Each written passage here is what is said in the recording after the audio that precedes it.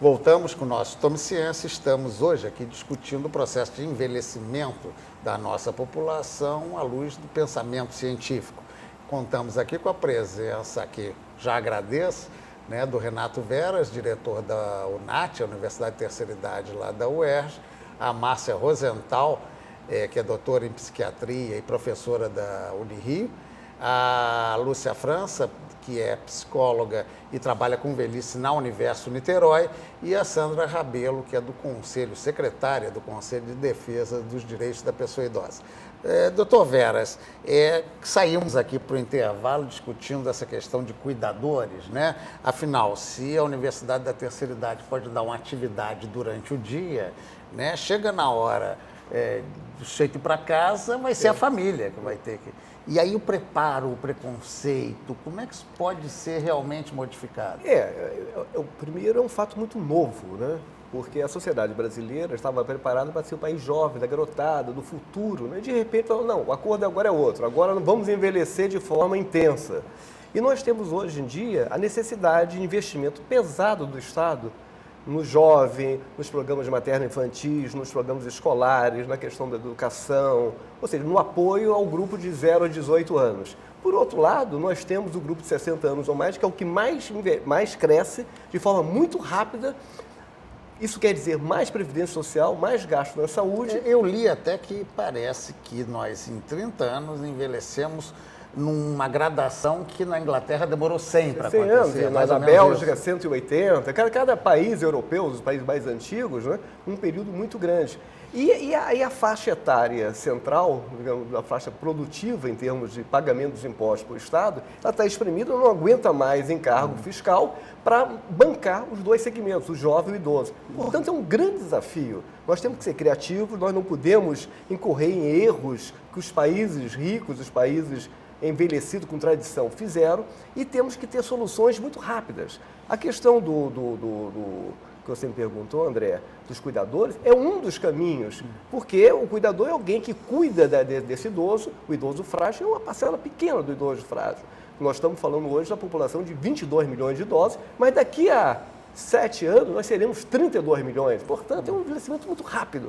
Precisamos ter vários tipos de política. Política do cuidador, a política da promoção da saúde, a política da formação e qualificação de profissionais, que é uma área com pouquíssimos médicos, pouquíssimas enfermeiras, pouquíssimos profissionais. Portanto, nós precisamos dar um foco. A questão do envelhecimento veio para ficar, o Brasil não parará de envelhecer e nós temos que colocar nas agendas sociais, nas agendas políticas, a questão do envelhecimento.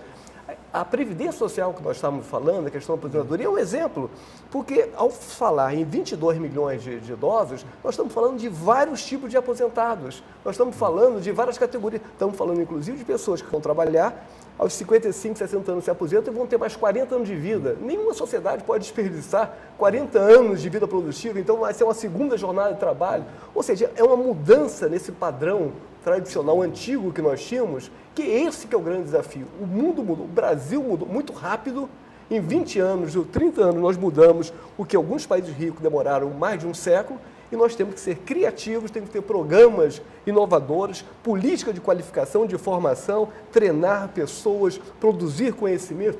Ou seja, esta é uma área prioritária, uma área de investimento, uma área de possibilidades, inclusive, do setor empresarial, né? Tem nichos de mercados interessantes, que a universidade precisa alocar recursos, ou seja, prioridade nacional ou envelhecimento.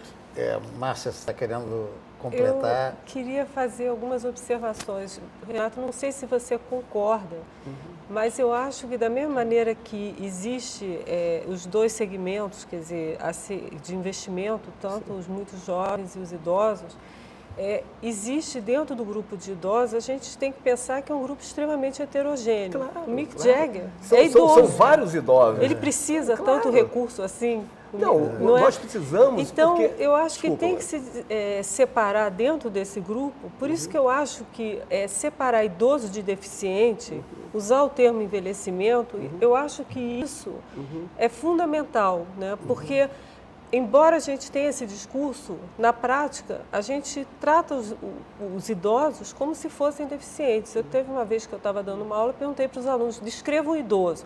Ah, tem cabelo branco, tem isso, tem aquilo. Aí eu botei uma foto do Mick Jagger e falei, esse aqui é um idoso. O Caetano Veloso, para ficar mais perto Caetano da Veloso gente. é um idoso. Né? Verdade. Agora, só um parentezinho, concordando contigo, é importante nós observarmos, como nós dissemos no bloco anterior, que o maior fator de risco é a própria idade, nós temos que preparar as pessoas aos 60, 70, 80, porque a vida já está passando dos 100. Então, apesar de não estarmos lidando com uma categoria única, idoso ou o processo de envelhecimento como algo estanque, mas dentro dessas várias segmentos de idosos, nós temos que ter políticas, ações para cada grupo. E não necessariamente pela idade, e sim pela sua capacidade funcional. Exatamente. Quer dizer, será que o Caetano Veloso precisa de carteirinha de idoso, precisa de tantas... Certamente não, mas possivelmente uma avaliação da sua saúde, que ele pode já estar começando a ter certeza. para fazer com que ele alongue essa qualidade de vida. E aí possa fazer realmente políticas otimizadas. A Lúcia estava querendo também intervir. Eu acho que todos nós temos que ter um mínimo de dignidade, entendeu? Independendo da idade, independendo do sexo, independente da onde você nasce, das suas condições financeiras, enfim, acho que todos têm que ter o básico, né? Sendo garantido pelo Estado. E estimular a educação e principalmente planejamento de vida. Agora, a maior parte das vezes a gente esbarra na questão do preconceito mesmo, né?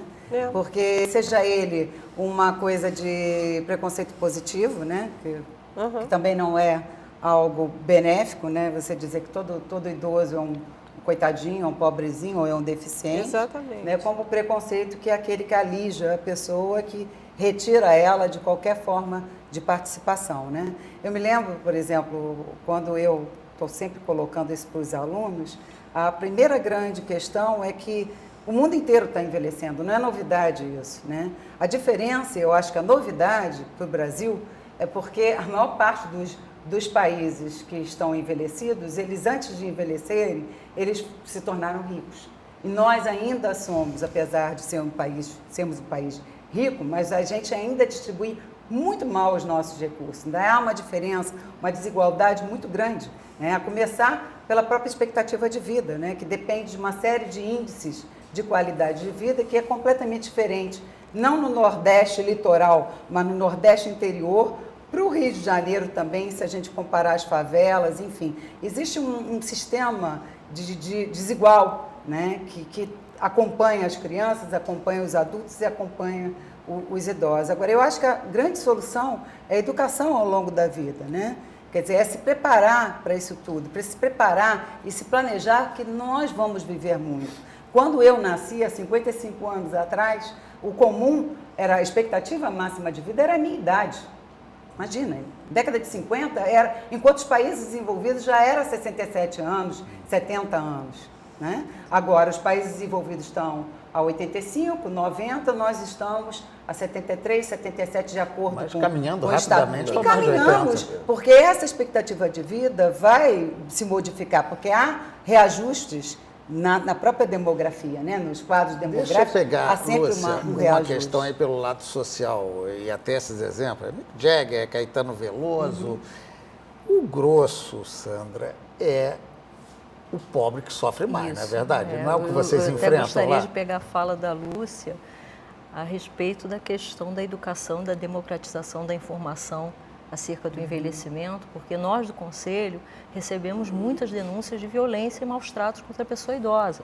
Então, e isso está sendo crescente, quer dizer, é o cartão do banco que é subtraído, é a violência física, a violência psicológica que hoje cerca o meio familiar, e a questão da educação ela é extremamente importante porque exatamente isso ocorre nas famílias mais empobrecidas, né, nos setores da sociedade mais desprezados pelo poder público. Então, a gente tem que chegar até essas pessoas e dar informações importantes para que elas possam lidar melhor com o processo de envelhecimento. Isso a gente enfrenta no Conselho e é um desafio para nós, porque a gente precisa... Tem pouco aparato para tanta coisa que está acontecendo. É interessante, Sandra, que a violência no idoso não é o olho roxo bruto, né? Não é um murro no olho, não.